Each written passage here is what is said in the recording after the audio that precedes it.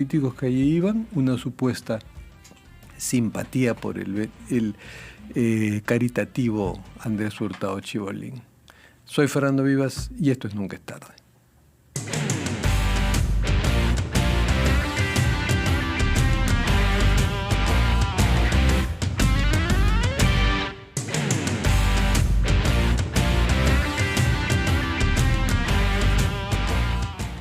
Como es pertinente hablar de este caso, no solo por Andrés Hurtado, sino por la fiscal Elizabeth Peralta, una fiscal superior de lavado de activos, involucrada con este individuo en presuntas tramas de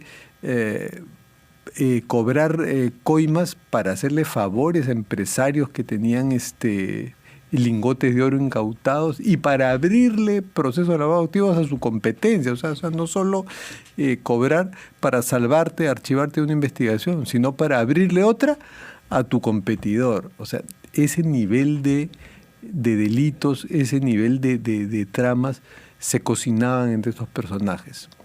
Bueno, para explicarnos por qué le han dado prisión preventiva a Andrés Hurtado, más no a la fiscal, más no al empresario que habría instigado todo esto, Javier Milei, y para explicar también otro caso reciente de Marita Barreto, la famosa fiscal jefa del EFICOP, que ahora le están abriendo esta investigación por dos hechos. Tenemos a un penalista que nos explica muy bien las cosas con mucha claridad, para que nos dé una clase de derecho procesal penal. Gracias por acompañarnos, doctor Andy Carrión. Gracias a ti, Fernando, por la invitación. No, gracias a usted. Vamos a aprovechar sus conocimientos. Explíquenos, por favor, por qué a Hurtado, que está comprometido en los mismos delitos que la fiscal Peralta y que el empresario Milei, le dan la prisión preventiva y los otros se han salvado de ese extremo. Sí. Lo primero que hay que señalar respecto a este tipo de figuras de la prisión preventiva, y para que lo entienda la teleaudiencia, Fernando, es de que no estamos hablando de una decisión que los declara culpables o inocentes. La prisión preventiva está pensada, como también tú lo dijiste, para sujetar al imputado al proceso, para que no se escape, no se fugue, o también para impedir que obstruya la correcta investigación del caso. Dicho esto, en el caso de Andrés Hurtado, yo creo que él solito ha labrado esta decisión final que ha tomado el juez supremo Juan Carlos Checkley, porque ha tenido un comportamiento completamente errático, ¿no? En la presentación del control de identidad, por ejemplo, no supo especificar el domicilio en el cual habitaba, los ingresos que tenía, los contratos, si aún tenía contratos o no con la televisora, e información que requería el juez para poder realizar un control debido de identidad. Y nos vamos enterando también, por ejemplo, el arraigo laboral. Panamericana sacó un comunicado que ya prescindía de su servicio. Prescindía, y además un punto importante que muy pocos han advertido, Fernando, es de que el último día de su programa, él anunció que se despedía por al menos 2 o 3 semanas de su programa sabatino. Y eso fue acogido por la fiscal suprema, adjunta suprema, y lo postuló ante el juez para solicitar primero la detención preliminar. Es decir, él mismo se encargó de desarraigarse tanto laboral y domiciliariamente, y ese es el punto fundamental por el cual el día de hoy el juez supremo Juan Carlos Checkley a él impuso la prisión preventiva por el plazo de 18 meses. Y nos contó antes de ayer que entrevistamos a la fiscal Alejandra Cárdenas, que está viendo el caso, nos contó que había videovigilancia de Hurtado y que habían constatado que no estaba en los domicilios. Pues, además es alguien que se jactaba de muchas cosas, pero nada estaba a su nombre. Nada estaba a su nombre, y cuando se tratan de investigaciones por delitos de corrupción, tráfico de influencias, por ejemplo, y lavado de activos, es ya sospechoso de que no tenga ningún bien, mueble o inmueble a su nombre, sino que más bien se valga de terceras personas. Eso es más sospechoso que tener propiedades. En ocasiones sí, ¿no? En ocasiones sí, más aún cuando uno ostenta tener mucho dinero, mucho patrimonio, pero que en realidad no es así. Y la pregunta que van a tener que responder ahora, ya dentro del proceso, es primero cómo ejercía estas influencias ante ciertos funcionarios, y en segundo lugar, cuál era el origen de estos dineros, ¿no? Y tiene que haber, evidentemente, aunque este no es el caso de lavado de activos, porque el caso que estamos hablando, Fernando, se concentra en el delito de cohecho, coloquialmente conocido como soborno, y también en el delito de tráfico de influencias, o coima, ¿verdad? Y en el delito de tráfico de influencias, es decir, interceder ante un funcionario tercero para verse favorecidos a sí mismos o para favorecer a un tercero. Y lo que ha hecho también el juez supremo el día de hoy es desestimar el pedido de la prisión preventiva en contra de Elizabeth Peralta, la fiscal superior especializada en lavado de activos, y en contra de Javier Milei. A pesar que ella es tan o más culpable que él, porque como funcionaria el delito es agravado, ¿no? Es agravado, y además de que volvemos al tema de que aquí todavía no se está viendo el fondo. Si bien es cierto, hay elementos que ameritan que esto incluso puede eventualmente pasar a una siguiente etapa porque las sospechas se van incrementando, yo creo que lo determinante en este caso fue la evaluación de los peligros, ¿no? Cada caso es distinto. En el caso de Andrés Hurtado comentamos de que él se lo ganó a pulso. En el caso de Elizabeth Peralta, lo que sustentó la Fiscalía para promover la prisión preventiva es de que ella eventualmente estaría obstruyendo la propia investigación. Citó también el tema del celular, de la información errática que brindó que se le había caído al agua o que se lo había dado a su hija. El hecho de que, por ejemplo, tenga una maleta con algunas cosas suyas ya listadas de cara a salir de viaje. Pero o como ella creo que dijo, su defensa dijo que la maleta era por si la detenían. Sí, y de hecho ese fue el argumento que asumió el juez supremo, porque si uno analiza detenidamente las dos cosas son creíbles. Bueno, son las dos versiones. El juez supremo asumió esta versión de que en efecto esa maleta que ella tenía lista era por si era detenida en algún momento y pues necesitaba los habituarios mínimos para una especie de mochila de emergencia de los que están con problemas judiciales. Claro, una mochila de emergencia, pero para afrontar una medida judicial. El juez asumió todos esos... Mochila de emergencia penal. Mochila de emergencia penal. Hacer un poco de humor a expensas de nuestros casos judiciales. Pero yo creo que van a tener igual un segundo tiempo complicado, porque ahora estamos hablando, Fernando, de una decisión que se ha tomado en primera instancia. Ya la Fiscalía, entiendo, ellos suelen hacerlo, van a apelar esta decisión y van a seguir promoviendo la prisión preventiva en contra de Elizabeth Peralta y de Javier Milei. Pero en el caso de Elizabeth Peralta, la Fiscalía va a insistir en la otra interpretación, ¿no? En la versión de que ella primero obstruyó la justicia con el tema del celular y alguna otra información, y además de esta famosa maleta. En el caso de Javier Milei sí me pareció muy errático el comportamiento de la Fiscalía, ¿no? Porque uno cuando lee la resolución emitida por el juez supremo, en rigor no sustentó nada de lo que dijo la Fiscalía, porque la Fiscalía señaló en el caso de Javier Milei de que no tenía arraigo, luego en la familiar, y luego en la audiencia el abogado dijo que sí tenía todos los arraigos, tenía a su pareja y tenía a sus 2 hijos. Luego dijeron que no tenía un bien a su nombre, y luego la defensa dijo que sí tenía, mostró los papeles.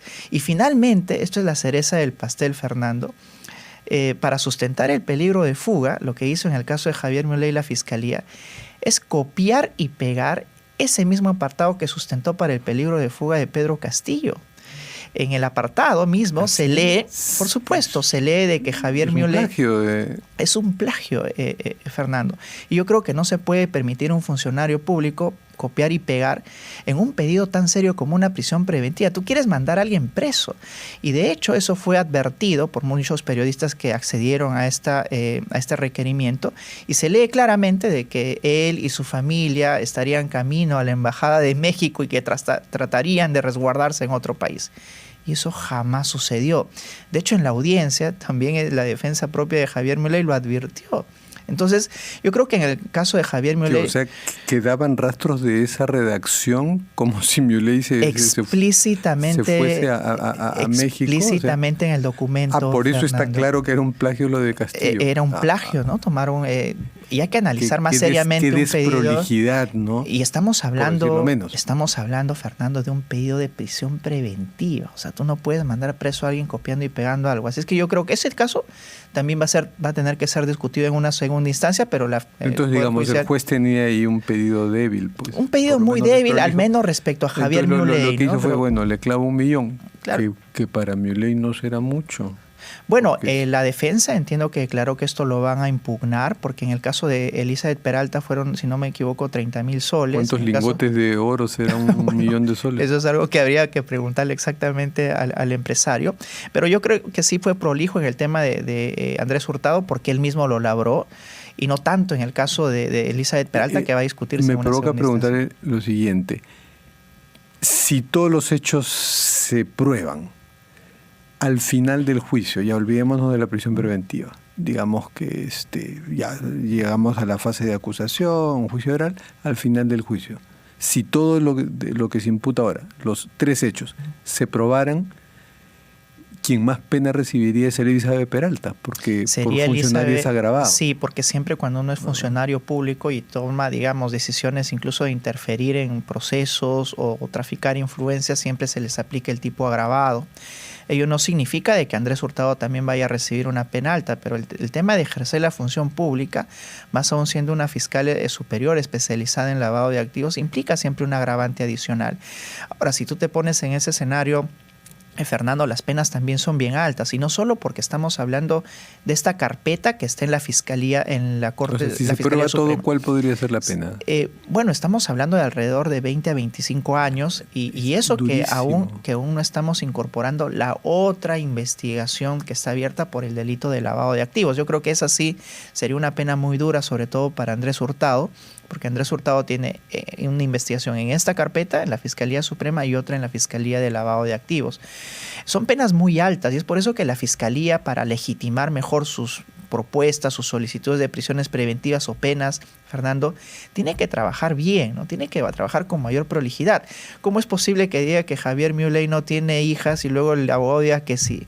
Que diga que no tiene propiedades y luego sí de Sunar saquen las propiedades, ¿no? En el caso de Hurtado, el más mediático de los 3, él ha alegado, su defensa ha alegado que tiene una hija, pero no vive con ella. Eso también es una forma de desarrollo familiar. Es una forma, porque justo en ese apartado lo que dice el juez supremo es de que no habrían ellos aportado evidencia de que él sería quien una hija menor, ¿no? Porque tiene 2 hijas mayores que viven en Estados Unidos. Y en ese caso, digamos, no hay inconveniente, ya son independientes, pero en el caso de la menor, lo que tiene que hacer en este caso la defensa es principalmente aportar evidencia de que, por ejemplo, está pagando el colegio, la escuela, de que él es quien interactúa con ella, de que se hace cargo parcialmente, si no totalmente, de sus actividades, y el juez lo señala de manera expresa en ese apartado, de que no se aportó documentación de que exprese o clarifique. Pero siento que la defensa también está débil, como que se ha hecho cargo tardíamente ha habido también un cambio de defensa inusitado, ¿no? Primero estaba... entiendo de que no me acuerdo el nombre del abogado, luego cambiaron, y ahora está Elio Riera, y claro, siempre cuando hay un cambio de abogados pues implica también cierto cambio de estrategia.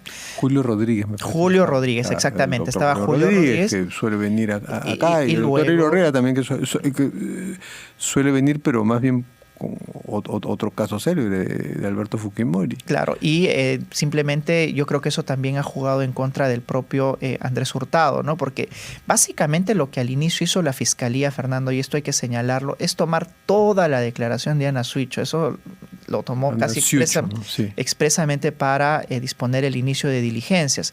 Pero a medida que también transcurría la investigación, Fernando, se han encontrado cosas algo no tan claras. He visto ahí en el expediente, en la resolución judicial, unos 200.000, no sé, no recuerdo si soles o dólares, digamos que soles, que una empresa ligada a Milei le paga a una empresa ligada a Hurtado. Pero también me refiero, es bastante fuerte. Sí, pero también me refiero a las deficiencias propias de la imputación inicial, porque lo que debemos de recordar es que aquí son 2 familias enfrentadas, ¿no? Y cuando uno toma, digamos, taxativamente una de las versiones, pues no está haciendo justicia también a la otra versión. Dijeron, por ejemplo, al inicio, son 100 kilos de oro, luego se dijo que eran 200, y luego finalmente la Fiscalía concluyó de que eran 38 y que nunca estuvo a cargo de la Fiscalía de Lavado de Activos, sino más bien de otra fiscalía que dirigía, al menos este despacho, el fiscal Sally Rosas, y que más bien la devolución del oro... Que también se le pueden complicar las cosas. Él mismo salió a declarar de que pues por ahora está atiborrado de algunos procesos, incluso administrativos, que le podrían abrir, pero finalmente quien tomó la decisión de la devolución, y eso lo han dicho todos, hasta el juez Concepción Carguancho, que también salió a declarar, fue una sala superior de la Sala Penal Nacional, de la Corte Penal Nacional. O sea, no fue nadie de los involucrados, sino más bien fue una sala, una tercera... Sí, le pregunté por los nombres de los jueces a la fiscal Cárdenas, pero Entonces el orden de las devoluciones no corresponden a la denuncia que formuló Ana Suicho, que va a tener que investigarse porque nadie descarta de que algún otro funcionario esté implicado también en esta devolución. Sí. Quería aprovechar su presencia para tocar otro caso que nos hemos enterado hace una hora, un par de horas. Marita Barreto, la famosa fiscal, jefa del EFICOP, del equipo especial de lucha de fiscales contra la corrupción del poder, que se le ha abierto investigación por filtrar información y por revelar la identidad de un testigo protegido. Que nosotros tampoco debemos hacerlo, pero en este caso, el testigo protegido, acá mismo en RPP, en la Rodrigo del Aire, él ha confirmado que se trata de él, que es el periodista, el colega Carlos Paredes. Mira, así como en el caso, por ejemplo, de Andrés Hurtado, cuando se le realizó la entrevista en un programa nocturno, y él mismo señaló incluso hasta con quién había traficado influencias. En el caso de Marita Barreto fue paradójico que en una entrevista o en algunas entrevistas públicas ella misma señale a Carlos Paredes como una persona protegida que colaboraba con la policía. Informante, ¿no? De la policía. Entonces, ese término. Estamos hablando no de cualquier persona, estamos hablando de nada menos que quien dirige uno de los equipos especiales más importantes de nuestro país. Ojo que es ese equipo especial el que ha promovido más bien que Pedro Castillo no esté el día de hoy en el gobierno, ¿no? Y que tiene que ver con investigaciones a altos funcionarios del Estado. Nada menos. Ex fiscal de la Nación, Patricia Benavides. Nada menos, a pesar de que con ella sí está Delia Espinosa, que es la fiscal suprema anticorrupción. Pero aquí tenemos un agravante. El delito se llama revelación indebida de identidad.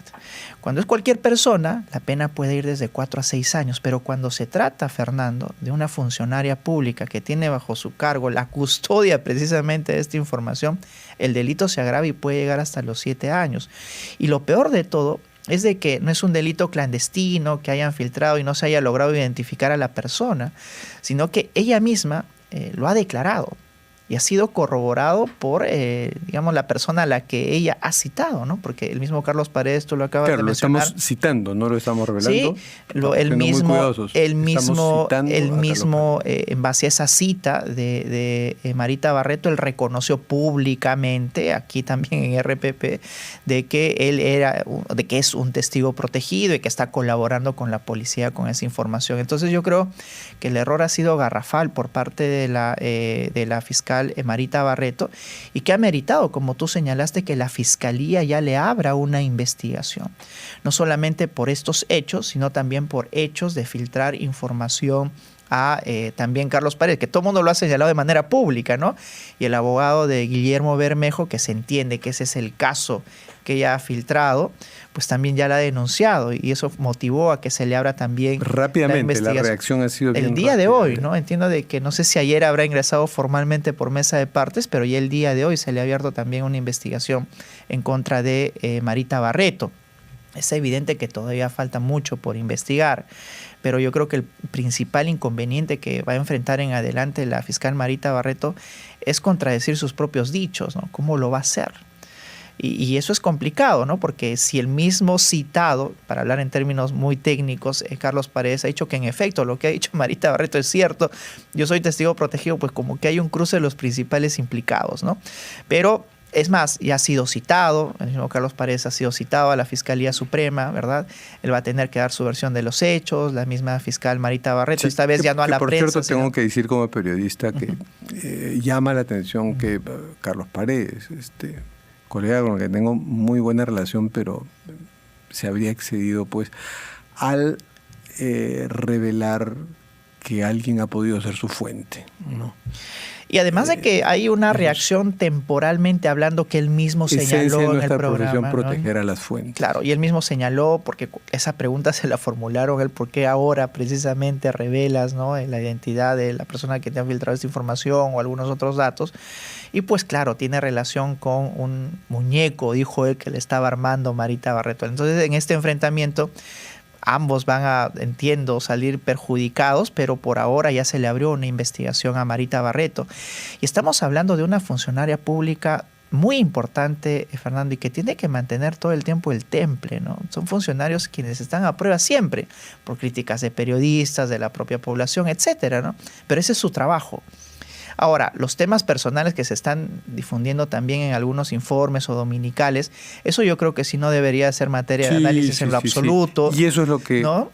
hace perder los papeles pues, sí, yo creo, una fiscal yo como creo que eso Marita debería de quedar en el Pero en este oficio, interno, ¿no? este oficio los fiscales con casos importantes tienen que tener un temple a prueba de balas.